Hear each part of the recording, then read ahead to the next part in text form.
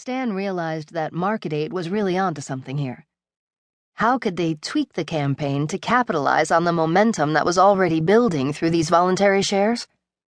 First, Stan decided to make immediate offer redemption part of the deal. So many people were already doing it on their own that making it mandatory might just inspire the rest to do so too.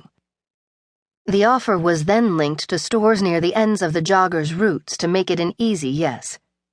This first tweak strengthened the momentum already building.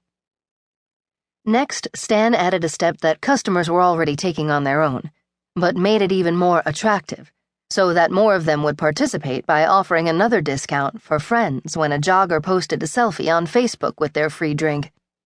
In the process, Market8 capitalized on our love affair with selfies, as well as our desire to associate ourselves with products that make us look good, and our excitement about sharing great deals with friends. The result? Marketing gold.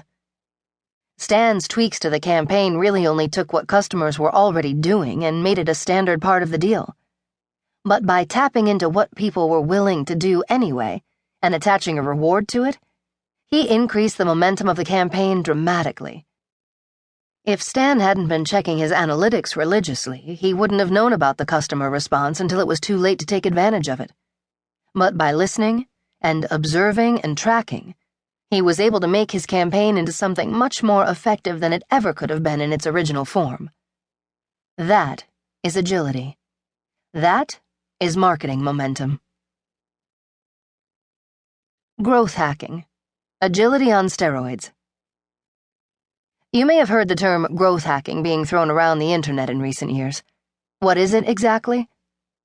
Growth hacking is an extreme version of agility tactics. It is a method used by many tech startups that burst onto the scene with a vengeance, disrupting their industry by growing from literally nothing to a thriving business in as little time as possible.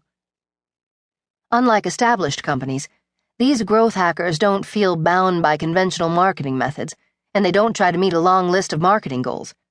Instead, they look for uniquely creative ways to get as much as possible out of their marketing efforts and obsess over one thing and one thing only: growth.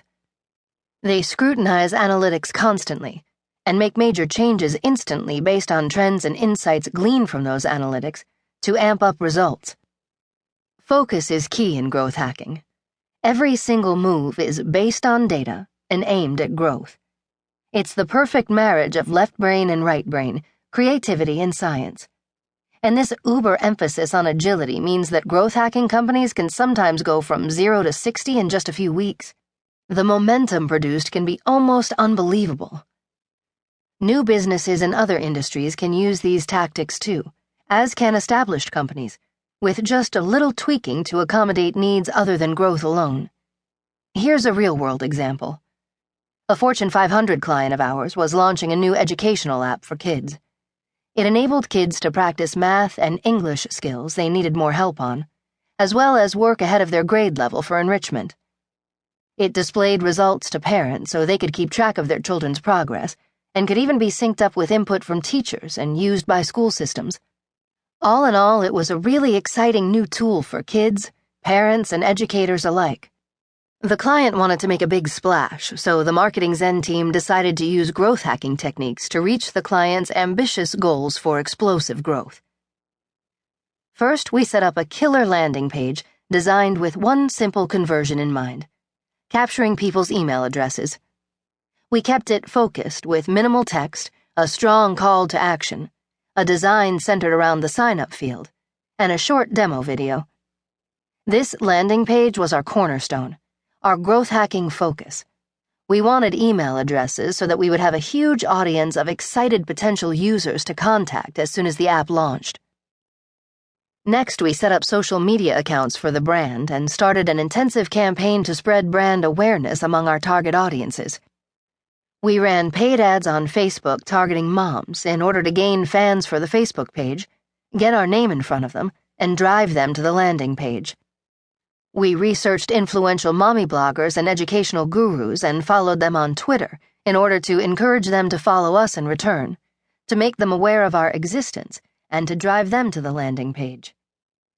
Then we started an influencer outreach campaign, building